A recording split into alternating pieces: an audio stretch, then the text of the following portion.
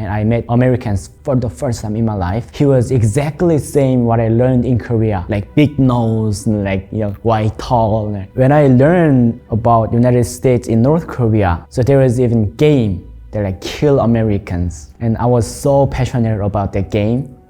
But not now. Hello, my name is Il-Lyong Ju. I was born in North Korea, and in 2008 I escaped to South Korea. Now I am head of NGO called TIMJ. Yeah, now we live all together, but when I defect, actually we defected separately. My father came first, and me, one of my sisters, actually I have two sisters, so one of my sister and I and my mother escaped in 2008, and my older sister escaped a few years later. It was highly dangerous when the family moving all together. There is a high risk that if we get caught, we all dying at the same time. So to avoid that, my father came first, and then separately we could come to avoid their surveillance. Your grandfather went to a North Korean political prison camp. Yes. Actually, my grandfather was a war veteran. In Korean War, he was a general. He graduated Kim Il-sung University, and like he was very elite class. But after war, in his conversation with his only friend, he was talking about the human rights issue about Ju ideology, which is a North Korean ruling ideology. But my grandfather's friend, he talked it to secret police. That's why he get caught and sent to political prison camp. He was actually very strong communist, but he was like pursuing justice. But the Ju ideology, grandfather defined it as a like slavery ideology. So it was a problem in North Korea. So he sent to political prison camp, but he was a war veteran and he was hero, so he released after 9 years, I think. Yeah, he was very lucky. It was Yodok political prison camp, which is very notorious one. It's impossible to get out from there. Did it affect your family in any way? Oh yeah, sure. Because of that, there is a 성분 system, which is like family background is very important in North Korea. First of all, my father was very he was genius in North Korea. He was very passionate and like smart, and he was like high ranked in his class, but he couldn't go like join the North Korean Workers' Party. He couldn't do that. Even though he was genius, he was like just treated as a betrayer's kid. Son. So my whole family exiled to like countryside, very like small farm. But end of the day, because of that, we could survive during the Great Famine, because we could in farm we can just do ourselves. But because of that, I couldn't dream any my future. I just had to worry about what am I eating now, what am I eating tomorrow. That was my only concern. So yeah, they took every chance of our family. So highly affected. Did you ever worry about starving if you stayed in North Korea? Oh, of course. Like luckily, we had a goat. I was a shepherd. So because of the goat milk was our nutrition provider. But between winter to summer, there was a hunger season. We just had to eat something wild herbs, and yeah, they was very hungry. There was a program called Advocacy Fellows Program. We get trained in United States, and during 90 days, we were traveling all the United States from West Coast to East Coast. When we had a chance to speak in front of the university, company, high school, everywhere. In South Korea, North Korean human rights issue treated as a political issue. So depends on the government, their attitude is changing, and so people is very tired. But in United States, when I am talking about my story and their situation, everyone was so passionate and they were so care about that issue, and their eyes was shining, very shocked to me. I've been to very famous universities like UCLA, UC Berkeley, like Columbia, and I also went to high school Scarsdale in New York. I've been to Google, YouTube, like Salesforce, like been Toyota, like big companies in the United States. And those memories all together impressive to me because in there, they are so elite class, right? And they were caring about human rights issue. They were caring about me. So yeah, so touched and motivated. You must have seen Americans for the first time in your life. How was it different from what you were educated back in North Korea? It's really good question. When I learned about United States in North Korea, we learned that Americans is our primary enemies. So there was even game that like kill Americans, and I was so passionate about that game. But not now. But at the time, like I was like very like passionate and like always I won. But when I came to China on my journey to South Korea on my defecting journey, actually I've met one white guy. He was a pastor and he was there in China. He met me and I met Americans for the first time in my life. At the first time, he was exactly same what I learned in Korea, like big nose, and like white, tall. It was all same. So I was so like kind of scary with them. But when he speak, everything just like collapsed and like I accepted him as a one of the good person. Because of that memory, when I went to United States, everyone was so nice and they're so generous. They have a good manner. For example, when I go to the door, they were holding the door for me. And when we made eye contact on the escalator, they would say, "Oh, hello." They were so kind. But one thing I surprised was that I was thinking that in America, I thought that there was only white and black will live. But when I actually get there, he and she, they will exactly look like Korean, but they said they introduced themselves as a United States, like American. So I was surprised that you are Korean, and they said, "No, I'm American." And like that kind of shock for me because America is a like immigrant country, right? So that was my first time to like changing my stereotype. Were there any cultural custom you found quite weird or shocking? There was a good one and bad one. So like, well, actually bad one is a good one too, but yeah. One thing is that people is very kind and open. They have an interest to other people. So like they are caring people. It was quite different compared to Korea. In Korea, actually, we have a jong, which is like very in-heart, like friendly thing, but they are not expressed out. But in United States, they're like everyone is smiling at me and like doing a small talk, and that makes me a little bit happier. Because of that, made me feel comfortable and receive United States as a kind country. But the other thing that I surprised was that New York is a very world famous city, but it was very dirty and like in subway there's like smell, like I really disappointed actually. As time goes by, I understood that as it should need to be changed, but itself, it's a history. So like I received it as a good view, but for the first time when I get into New York City, a little bit shocked and disappointed, yeah. Still world famous city, yeah. Well, what did you think about how the people dress over there? Oh yeah, even the pastors, they were wearing like jeans. It was very free, like I was thinking that is a liberty, in like North Korea, they're like kind of rule that need to be well dressed and like suit and like thing. In America, they were so free. Like even in company, they were like short pants and just t-shirts, and even chief CEO, they're wearing just like t-shirts and like sitting like this, and like yeah, that looks very comfortable and free. So I learned from them. Yeah. In your public speeches, did you find any of your audience crying in your stories?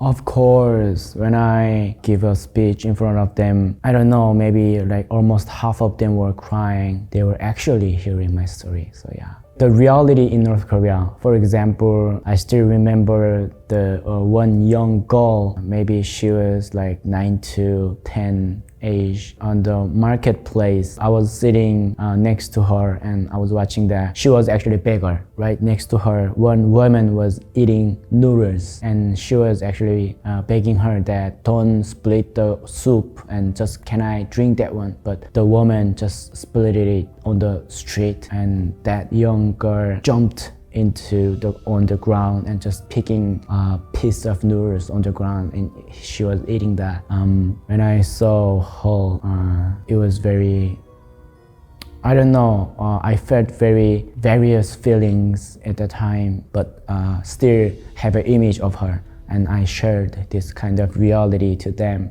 Those kind of realities might affect them to cry. Yeah. Did that experience motivate you to continue to work for human rights? Yes, of course, because sometimes I am actually a North Korean human rights activist because since I came to South Korea, I did that in middle school, I did a campaign, even in high school, university, everywhere I go, I did this kind of activity. But sometimes we feel loneliness because like people don't care about that because so busy of their life. There's no space. I couldn't find any space to talk about this issue. When I talked in front of the United States audiences, they really care about their story. Not like political issue, but they care about my friends. That motivates me, and that became a reason that I have to do this, keep doing this. It's one of the conviction that I am not lonely. What made you really believe that they are caring? When we stand on the stage, we see every audience, right? You can feel that they are actually here or not, listen or not, right? When I made eye contact,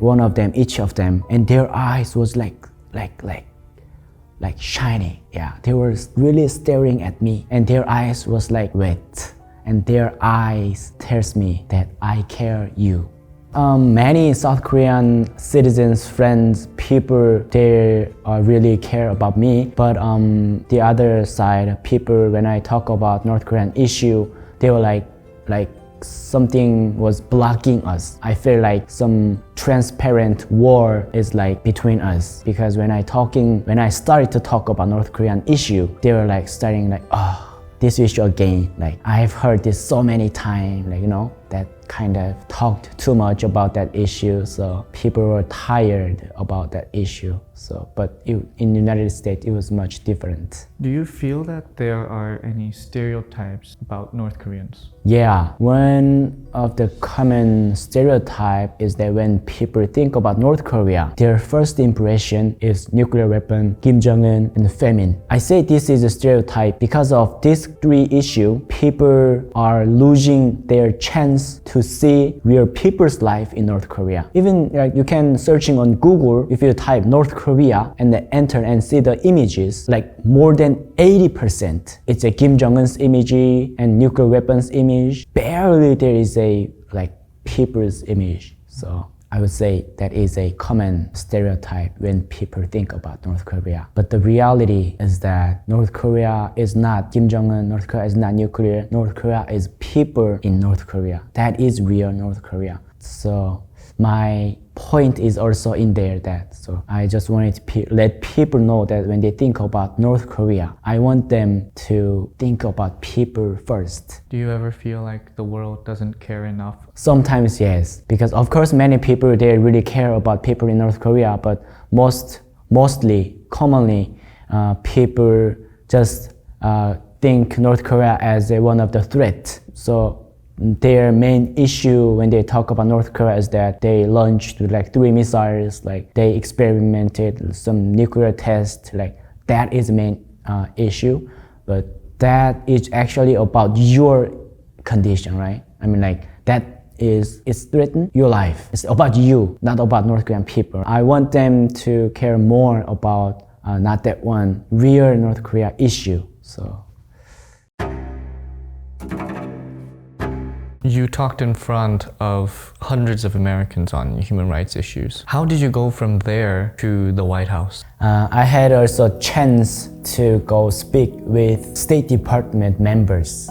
A year later, there was an event and I was invited by the State Department officer as a North Korea religious persecution.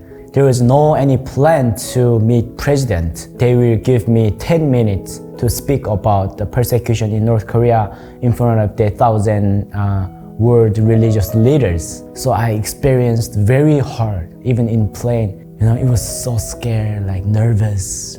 But when I get there, one of the staff, she was talking that, hey, your event gonna be canceled. But instead of that, you're gonna meet one of the politicians. So I got on the bus. And when I get off the bus, it was White House. I knew that, I'm gonna meet president. And after that, I was like very nervous.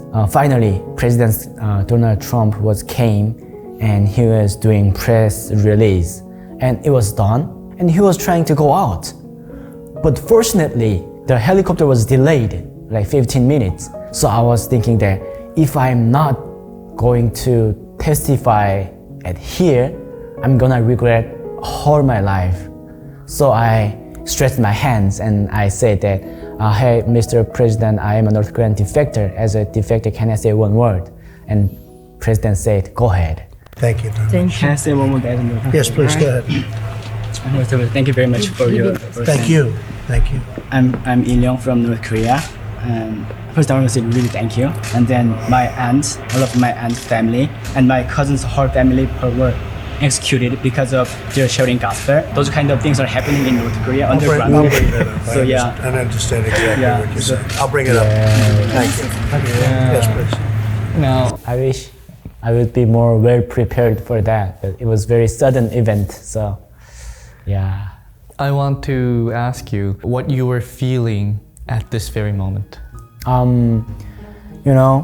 Actually, there was no any other thought in my head.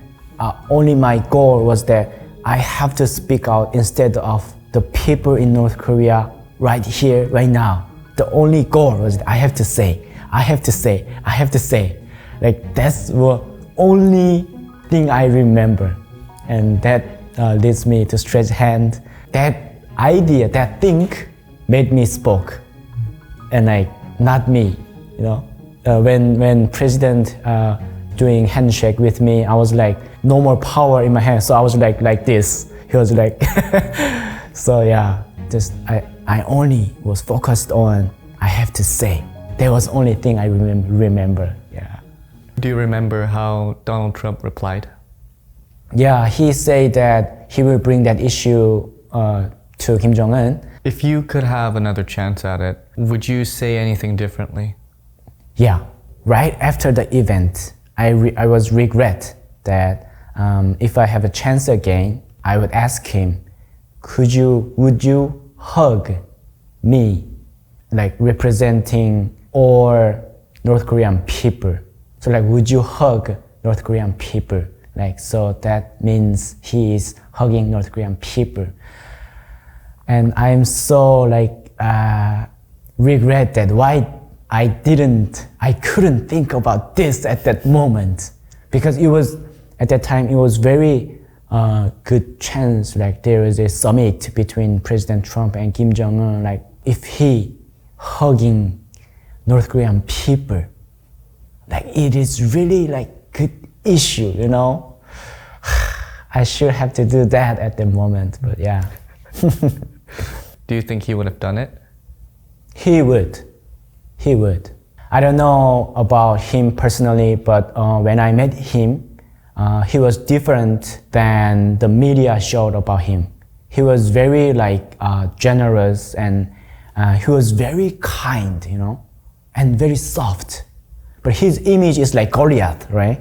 He's like tall and tough, like kind of a little bit crazy thing. But actually, when I met him, he was very focused, and his eyes was focused at me. And when he doing his handshake, he was very focused at me and very soft. So he might, I don't know, it's just my guess.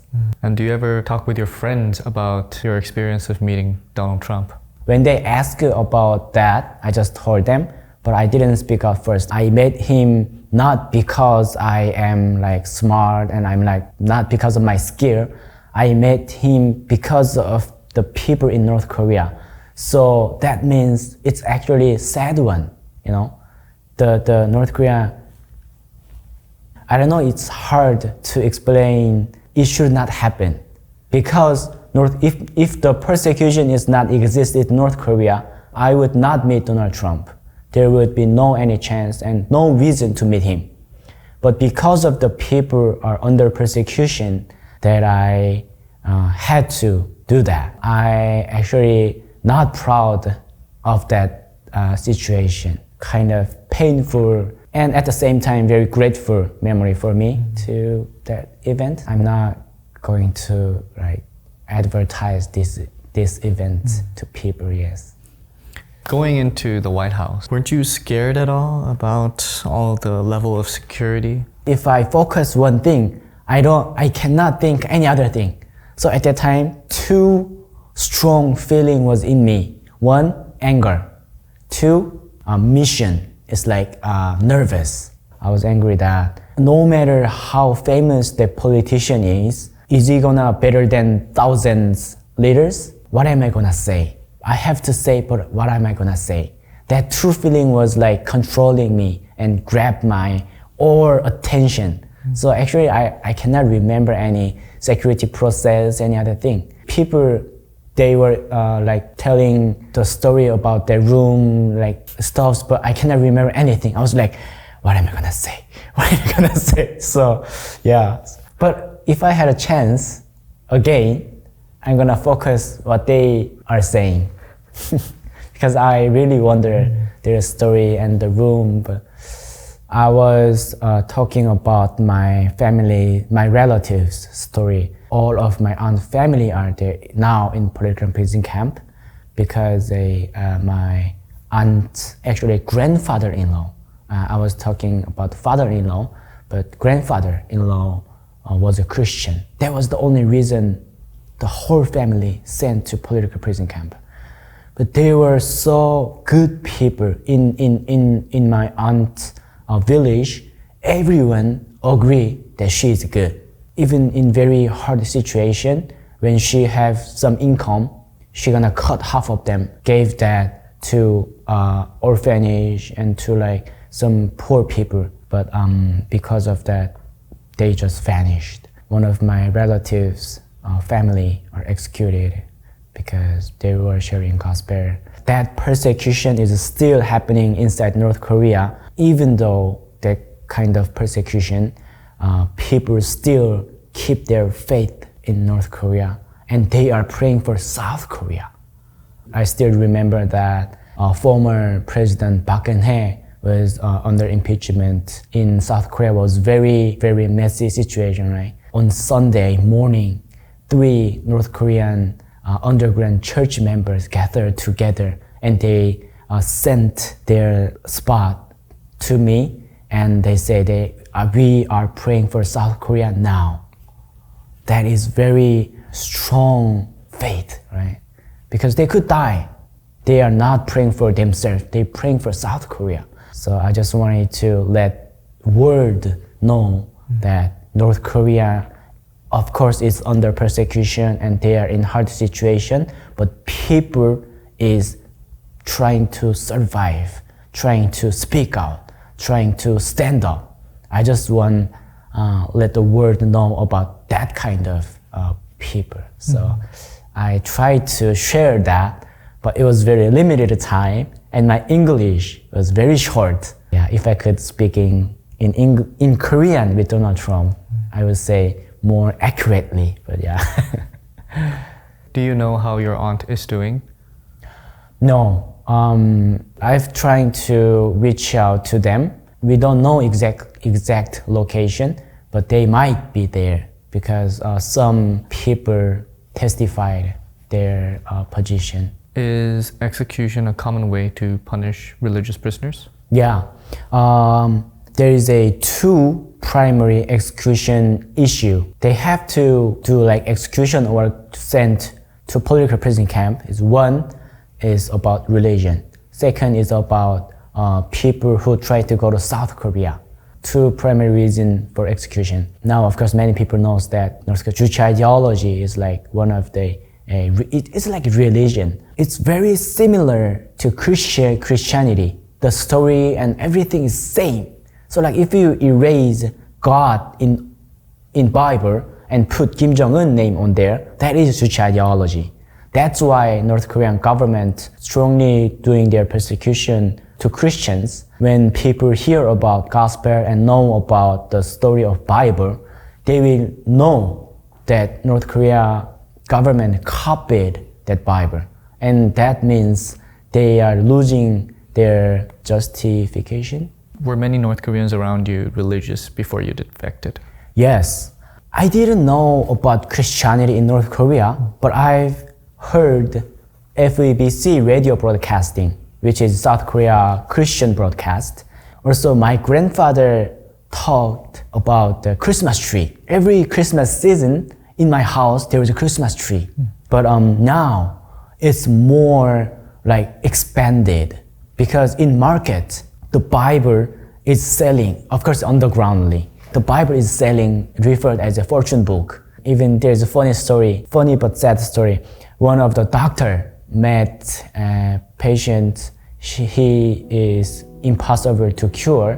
Doctor doesn't have any medicine. He said that he brought Bible to the patient and hey, I heard that if you put your hand on here, if you pray in Jesus' name, that God will heal you. And the doctor prayed with the patient, put their hands on the Bible. And those kind of stories are a lot in North Korea. Many North Koreans are religious. What do you think motivates them despite all the dangers? There is a supernatural miracles actually happening in North Korea because people, they have no any other hope now. The regime cannot do anything. There's no any other thing that you can survive. But you had a chance to hear about gospel. And like they said, hey, when you're sick or when you are in very dangerous situation, pray in Jesus' name. Because no any other option, choices. No reason to not believe.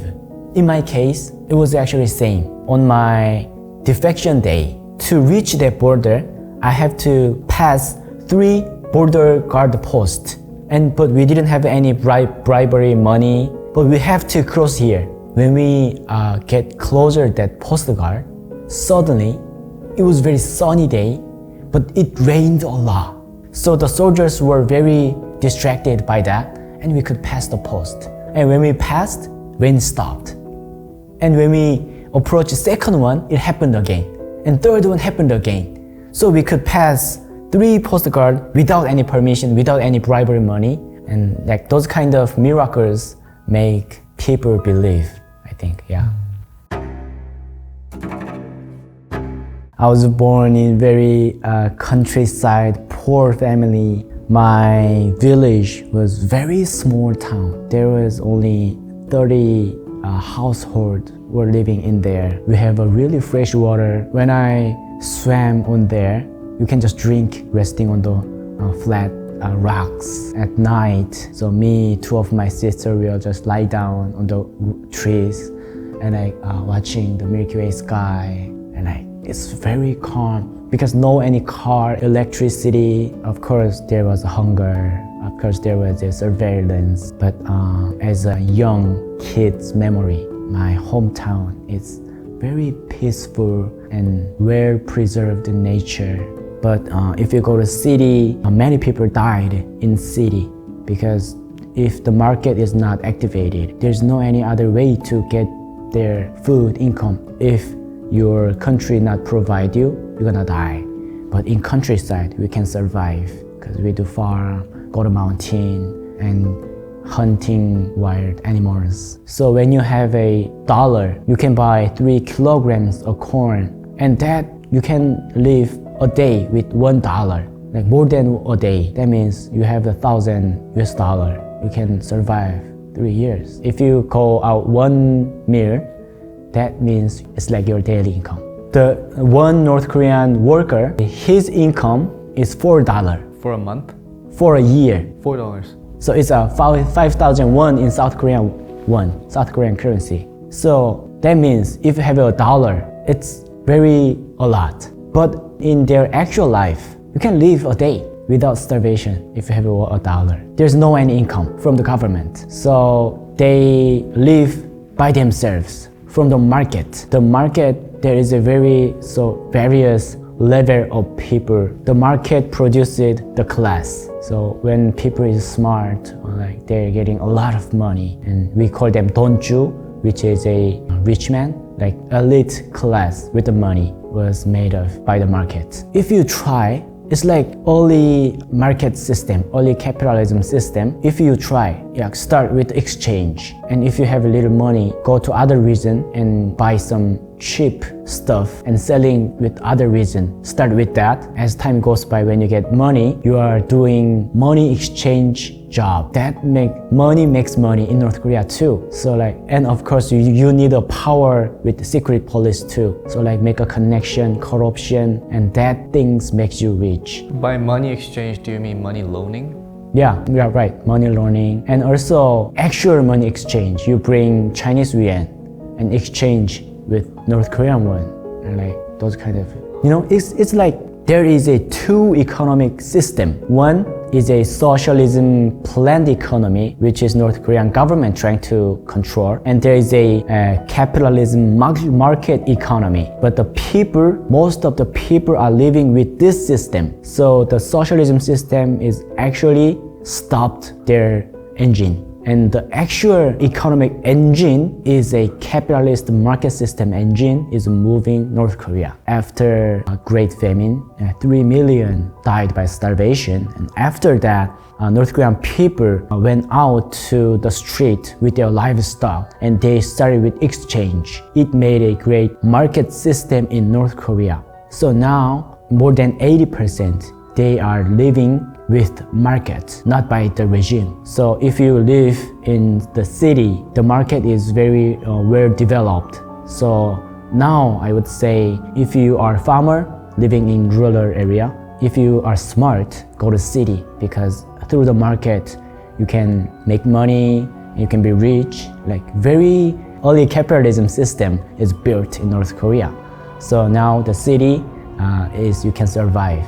North Korean government trying to control the system, but it's not possible because people already know that the possibility of market, and because markets save their life. Did you ever feel angry about the conditions that you were living in? Yes, sometimes yes, but that angry not reach to Kim Jong-un. Only my anger reaches to my situation, and I couldn't thought that it is because of Kim's regime.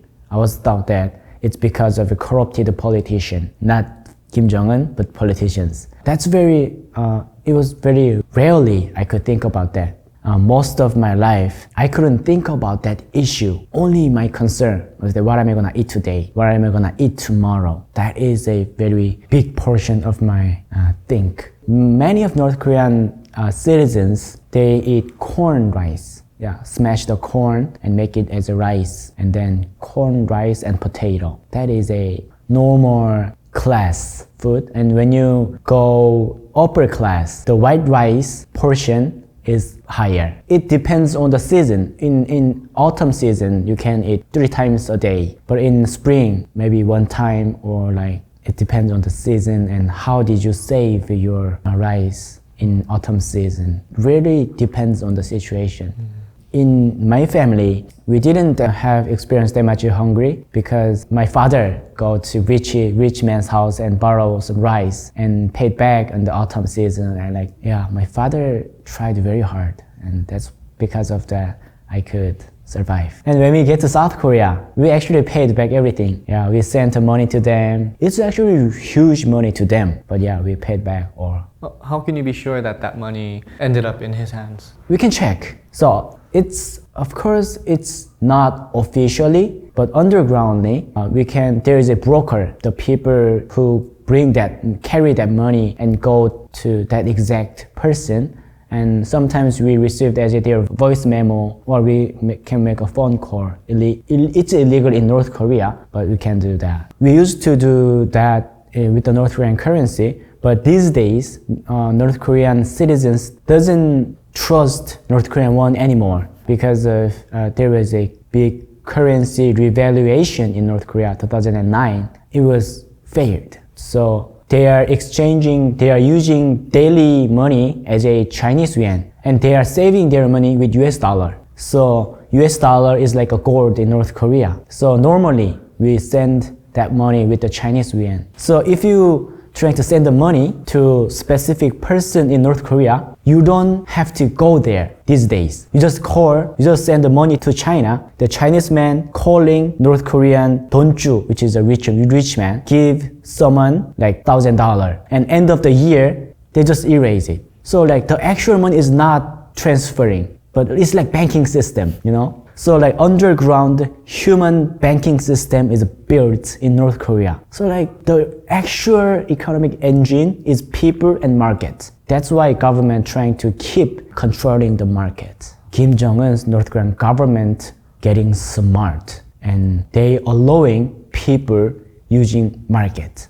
And like they made it official market. So people can only selling in official market area, and they take a tax, 30% of income. It's very high, but people even is better than before. So they just accept that situation. They kind of like, that's how they control. And like some of high officials, they are using this market as their income because they had a power to exchange with China. And they bring China's stuff and give them, and they're selling in the market. And so North Korean government officials using black market as their income. So whole North Korea is a black market system, but they pursue socialism system. But the actual engine is capitalist market system. It's kind of irony. So many starving people within those borders. Do you feel like there's any way that you could be of help to those people? The useful way directly help to make better their situation is through North Korean defectors. So almost 35,000 North Korean defectors are living in South Korea. But if you combine the defectors from all over the world, it's 300,000. That means 1 per 80 North Korean citizens defected their country. And at least half of them still have a connection with their family inside, and they are sending money to them. So North Korean defectors are living in South Korea. They sent 10 to 50 million dollars. They sent in North Korean family. Yeah, it's 2015 statistics. So it's a lot, right? So through North Korean defectors, you can directly help North Korean citizens. That money is not going to the government. It goes to people. And government officials also know that. That means it's like the power is coming from the bottom. That means when you help North Korean defectors, that money goes to family inside, and that gives the power of people. As time goes by, when North Korean government officials, they're gonna be highly depends on the people. That means people's power will be grow. So useful way you can do now is help North Korean defector, and that make them defector to help their family inside. That is how you can help North Korean people. My household, like my parents, my sister, we all succeeded to make to South Korea, but my relatives are still left behind in North Korea. And we had a chance to hear their news a few months ago. They're still alive, but not easy life. My relatives and friends are still in North Korea, everyone. Now North Korean government knows that we are in South Korea because I was on YouTube, like TV, so government know that, but they cannot punish because too many people need to be punished then. But they are under surveillance. Do you remember any friends that you had back home? Of course, I still remember their face too. Even these days, I searching on Google Earth, the map, right? And with the Google Earth, I travel my hometown, and I said, this is his house, this is her house, and like we were like playing this ground, and like I do travel. Even these days, I do that too. So I exactly remember everything. I would say you've been through a lot because I know how hard their life was. if my voice can reach out to them, I want to say, please survive. Please keep your life alive. If you're just alive, all of the world is now trying to help you. So please just be survive. That's one word I want to say to them. Because if they just alive, there will be a chance to be better. Because that is the reason why I do this, and that is the reason why this dimple video is doing this activity, is to make your situation better. So I just want to say, please stay alive.